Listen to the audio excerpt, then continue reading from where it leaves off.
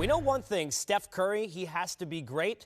Last night, not so much. Lost his cool a little bit. Love the flinch, by the way, in the video from the guy when he threw the mouthpiece. I don't know if he thought that might have hurt him when you take a look at the video, but when you see that with Steph Curry losing his cool last night, what does that say about the Cavs maybe getting in his head, and what about the refs maybe doing that? Well, I was a little disappointed that Steph let the game get away from him.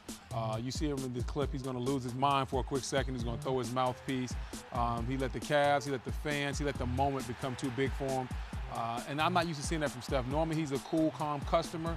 I think the foul trouble really flushed at him. And in a game of this magnitude, you can't worry about the refs. You can't worry about anything. You're the leader of this team. They're going to follow your lead. He has to be calm in these type of situations. He got a little flustered last night. Got fined $25,000. So did Steve Kerr, who was very vocal, very Phil Jackson-like in his presser after the game. There's pressure on the back of Andre Iguodala. Let's get to that next, because you know, in playing against him, this is a guy who's tough to play against because he does so many things right.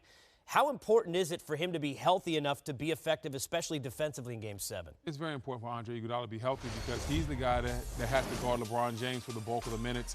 Right now, his back's a little bulky, a little achy. He had to fly across country. That's not going to be good for his back heading into Game 7 coming up on Sunday. But he has to be right for this team. He's also a good facilitator. He takes Steph off the ball sometimes, allows Steph to run along on those baseline screens. He handles the ball up top. So he has to be right.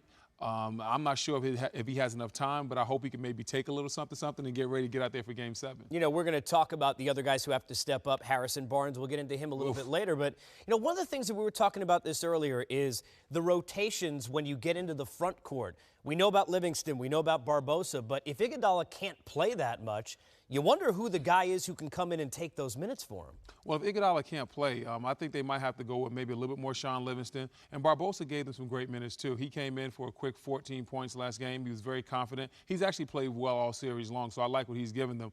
But they're going to have to find a little bit more punch off their bench, especially if Iguodala can't give them what they're used to getting.